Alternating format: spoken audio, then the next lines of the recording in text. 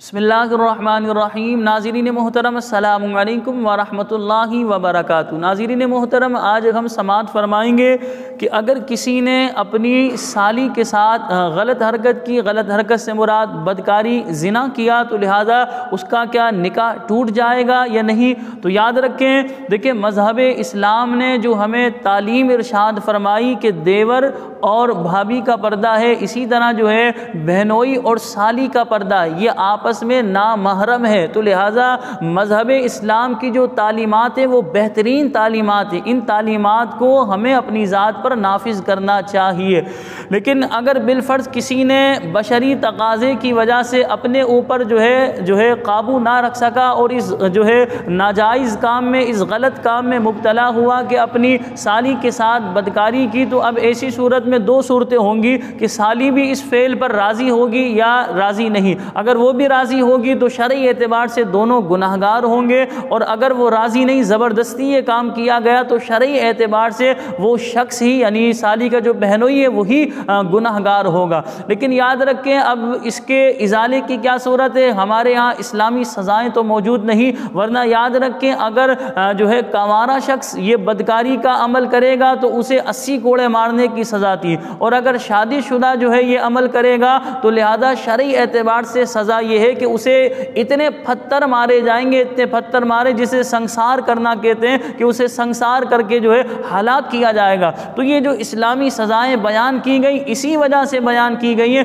تاکہ انسان ان ناجائز کاموں میں، ان غلط کاموں میں، غیر شرعی کاموں میں مبتلا نہ ہو۔ تو بہرحال جو اصل بات بیان کرنی ہے کہ اس سے نکاح ٹوٹتا ہے یا نہیں، تو دیکھیں نکاح تو نہیں ٹوٹے گا، لیکن یہ کام ناجائز ہے، گناہ ہے، جہنم میں لے جانے والا کام ہے۔ ہم نے دونوں صورتیں آپ کے سامنے بیان کی کہ اگر سالی اس برے فعل پر وہ بھی راضی ہوگی تو لہذا دونوں ہی گناہگار ہوں گے، اور اگر وہ راضی نہیں، زبردستی یہ کام کیا گیا، تو شرعی اعتبار سے جو ہے وہ شخص ہی خود گناہگار ہوگا۔ اور شادی شدہ کی مذہب اسلام میں سزا یہ ہے کہ وہ اگر یہ غلط کام کرے گا شادی شدہ تو اسے سنسار کیا جائے گا، یعنی اتنے پتھر مارے جائیں گے کہ وہ ہلاک ہو جائے۔ اور اگر انمیرڈ شخص جو ہے، کنوارا شخص جو ہے، وہ یہ غلط کام کرے گا تو شرعی اعتبار سے فقہاء کرام ارشاد فرماتے اس کی سزا یہ اسے 80 کوڑے جو ہے مارے جائیں گے۔ لہذا بتانا مقصد یہ کہ حدیث پاک میں آتا ہے جہاں مرد و عورت دونوں تنہا ہوں گے وہاں پر تیسرا شیطان ہوگا، شیطان اس غلط کام میں یقیناً انسان کو مبتلا کرے گا۔ تو مذہب اسلام نے جو پردے کے قوانین بیان کیے وہ بہترین قوانین ہیں، جس سے مذہب اسلام نے ارشاد فرمایا کہ اس سے پردہ کیا جائے، تنہائی اختیار نہ کی جائے، اسی طرح بائک پر یا اسی طرح کار میں تنہا لے کر نہ جایا جائے نامحرم کو۔ تو لہذا اسی میں عافیت کا راستہ ہے، ورنہ شیطان بڑا مکار ہے۔ شیطان بعض دفعہ انسان کو بہت بڑے گناہ میں جو ہے یعنی نیکی سے ہٹا کر گناہ میں مبتلا کر رہا ہوتا ہے، یا اسی طرح کوئی مستحب کام دکھا کر فرائض سے انسان کو روک رہا ہوتا ہے۔ تو شیطان بڑا مکار ہے، یہ انسان کے مزاج کے مطابق جو ہے انسان کو وسوسہ ڈالتا ہے۔ عالم کو اسی حساب سے ڈالے گا، ایک ڈاکٹر ہے، پروفیسر ہے، اس کو اسی کے حساب سے ڈالے گا، ایک جاہل شخص ہے اس کو اسی کے حساب سے وسوسہ ڈالے گا۔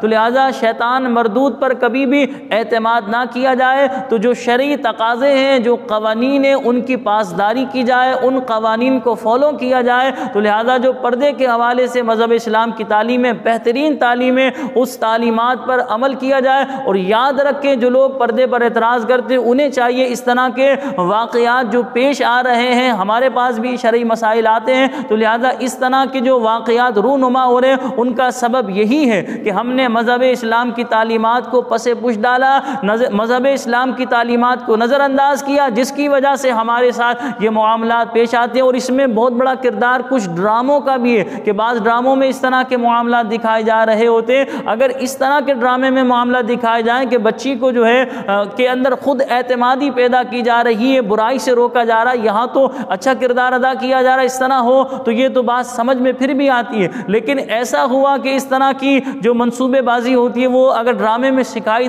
جا رہی ہے تو یہ بھی غلط کے طریقہ ہے. تو لہٰذا ایک کردار یہ ہمارے ہاں فلمیں ڈراموں کی وجہ سے بھی معاملات رونما ہوئے. بہرحال اللہ رب العالمین سب کی حفاظت فرمائے.